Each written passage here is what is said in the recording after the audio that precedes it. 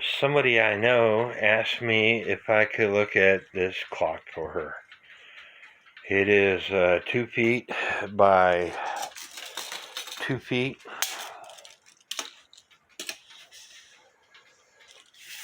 A battery operated clock. I don't typically work on battery operated clocks, but I told her that I would see what I could do. The first thing that I need to do is take off the hands. So stand by, I'm going to see how they're held on there, and I'll get back. This little pin here is the only thing that held it on. Pulled it right off. So now the minute hand should come off, and the hour hand. Now I got the hands off, the only thing I need to do is take this nut off, which will allow the movement to come out from the back side. I need to get a container together to put all this stuff in, so stand by. Typically I would use a bowl, but because these hands are so big, I got this little plastic bag that I'm going to put everything in.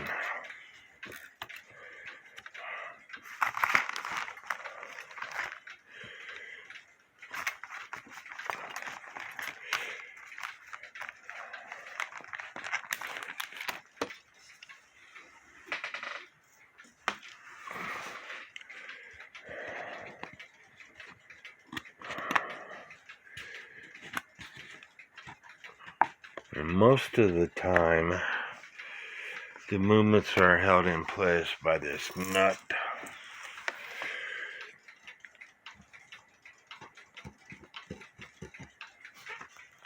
And they are this time also.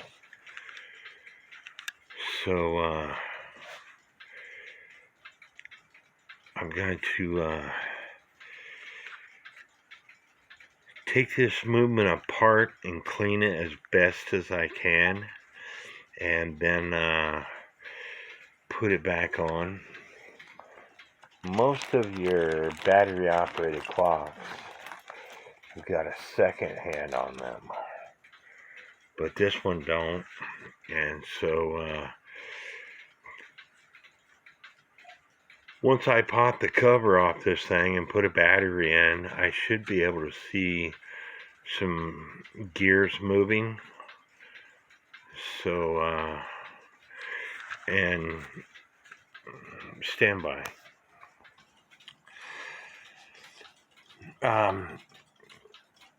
There's 2 tabs on each side. I said that wrong. There's 1 tab on each side of this movement, and that you pop it open and you'll be able to take the covers off. So that's what I'm going to do, and hopefully everything will be in place when I do take the cover off, so I could show y'all what it looks like.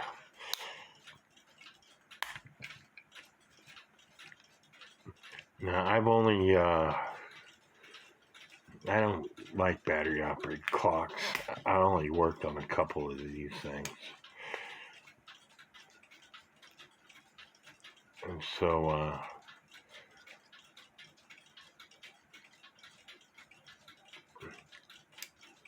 hopefully there's also a tab right here that I have to open up.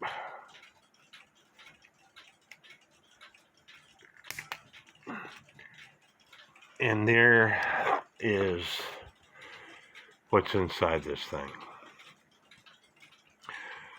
So the only thing I'm going to do is clean it up, and hoping that it will start moving.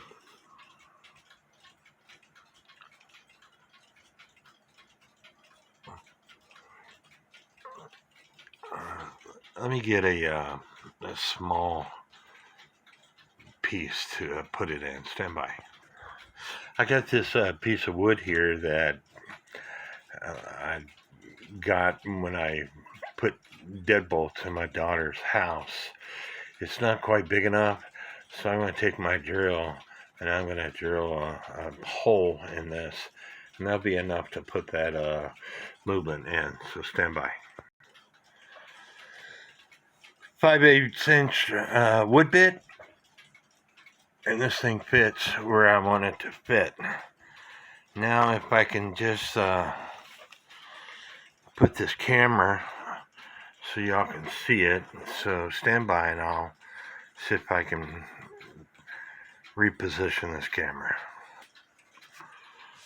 I should have tested it with a battery first, but you can't really test it without it open because it doesn't have a second hand on it. So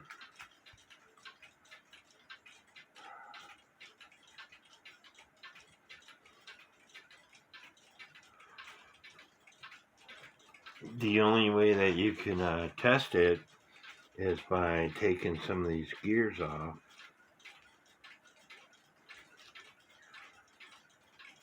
This